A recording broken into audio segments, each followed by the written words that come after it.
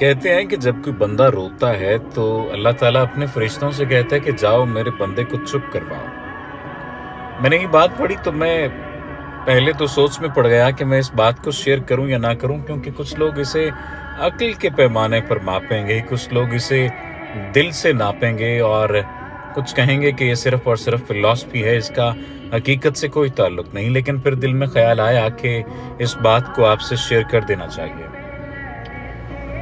लिखा था कि जब बंदा रोता है तो अल्लाह अपने फरिश्तों से कहता है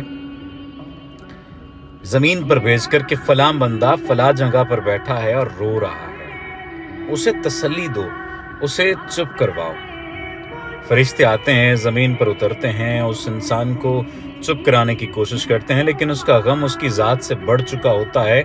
वो खामोश नहीं होता, वो रोता है, चीखता है, चिल्लाता है, उसकी हिचकियां बन जाती हैं।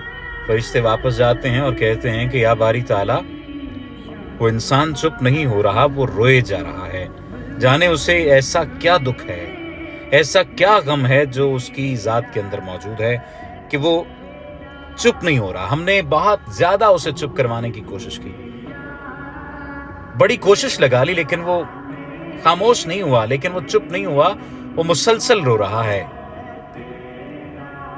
तो अल्लाह पाक कहता है कि मुझे पता है मेरा बंदा क्यों रो रहा है, मैं जानता हूं, क्योंकि मैंने उससे उसकी बहुत ही दिल अजीज चीज, दिल अजीज शय, दिल अजीज इंसान ले लिया है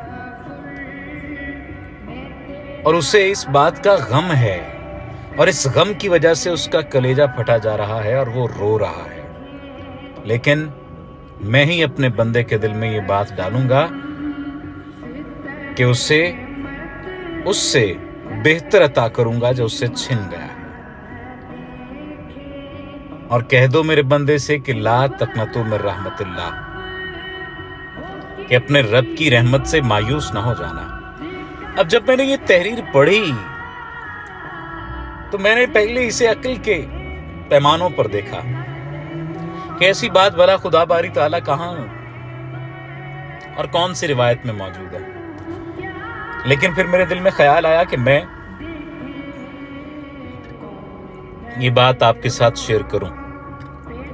अगर आप भी रो रहे हैं किसी इंसान के चले जाने पे, किसी शय के छिन जाने पे, किसी माली जरिए के चले जाने पर, किसी माली सबब के छिन जाने पर, किसी भी चीज के दूर हो जाने से अगर आप परेशान हैं, गमगीन हैं, अफसरदा हैं, तो परेशान ना हो, क्योंकि अल्लाह ने ये खुद कह दिया है कि अपने रब की रहमत से मायूस ना हो।